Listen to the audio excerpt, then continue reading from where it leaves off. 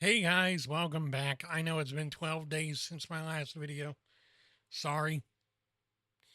Didn't mean to take forever.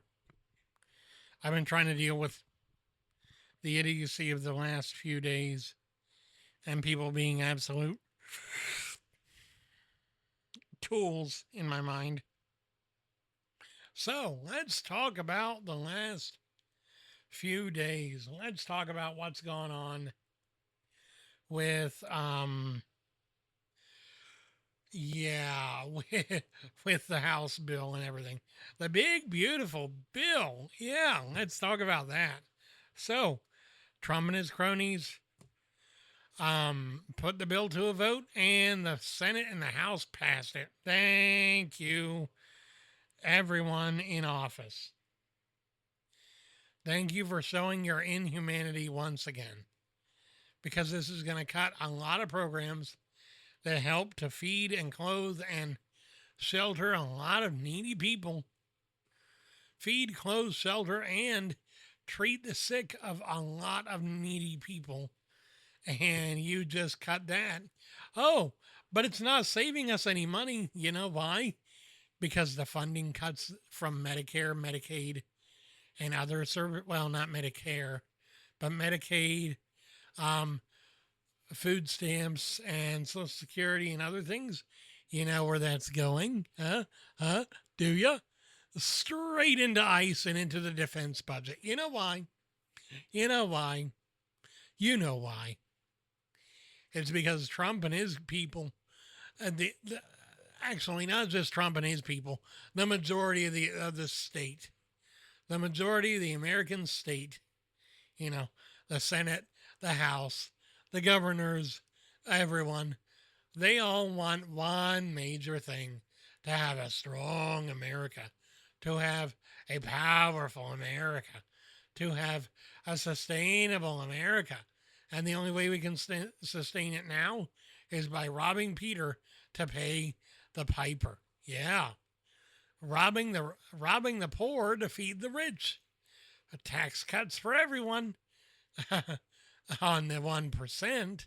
Yeah, tax cuts for the 1%.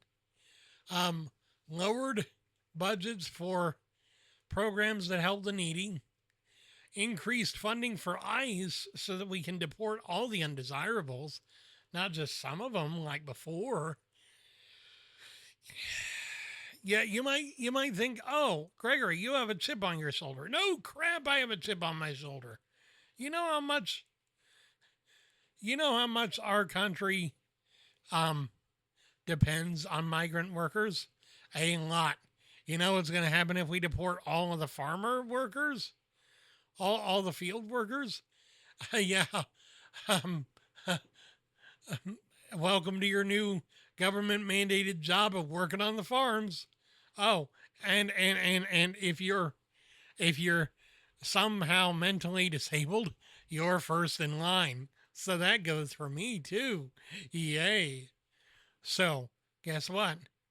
I'm going to find a nice cabin in the woods somewhere and move, because I'll be damned if they find me and force me onto a darn field.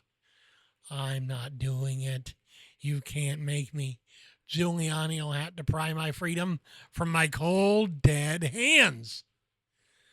But that's just my personal opinion.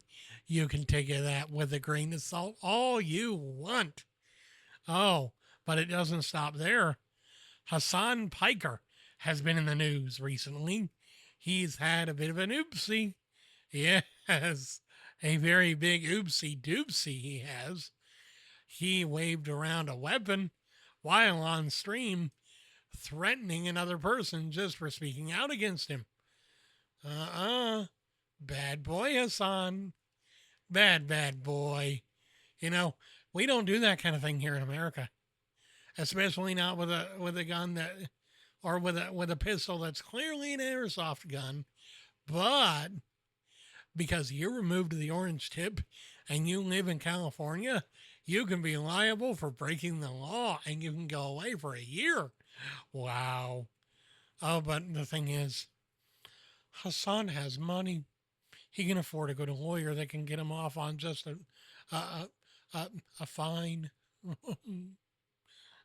Because poor thing, if he doesn't get to stream every day and spout his bull crap, I'm sorry, the left and the right are both just as guilty of polarizing our country to the point where none of us can agree on any darn thing.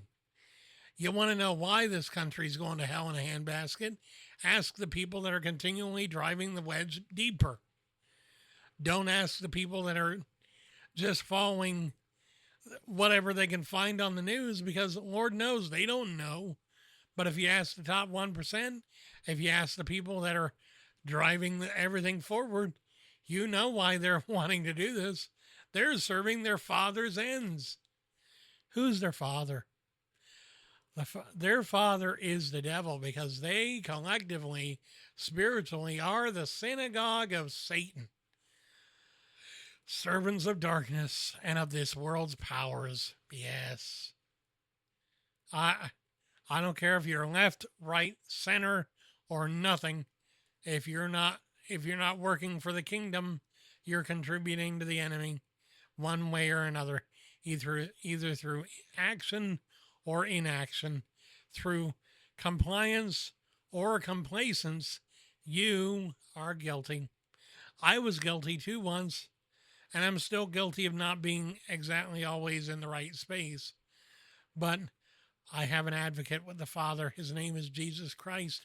And so I can ask Jesus to say, hey, can I get an extension on my grace? Because I think I need it. You know? But, so, yeah, my week's been great. I've had a banner week. You know, I think to myself sometimes, why does God allow us to continue when he knows this is just going to keep getting worse? Well, because eventually his son will come back and make it all right again, but also because he's giving everyone grace, both the good and the bad. He's giving grace to the good so they will continue to do good and continue to, the forgiven, not the good, but so they will continue to do good and continue to preach and pray and share the gospel. And he's giving grace to the wicked because, well, this is the closest to heaven they'll ever get. So might as well let them live as long as they can. Do you understand why I'm so pissed off? Do you understand why? Because I understand, and it's because of one major thing. I'm seeing the fruition and the fulfillment of the verse of the Bible that says, and in those days the love of man will grow cold. Not lukewarm, not room temperature, cold. No love left for humanity. That is what these politicians and these other people are displaying. They have no compassion anymore. They only care about their own self-interests. The wicked only care about their families and their friends. They don't care about the world at large. They don't care about you or I. They don't care about the ones that are surviving and trying to support their families doing it. The ones that are barely getting by because things are tight. The ones that are at their wits' end and about ready to give up.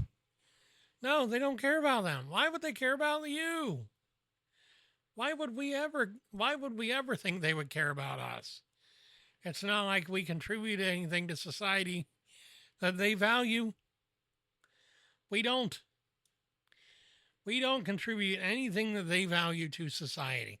We contribute absolutely nothing that they value.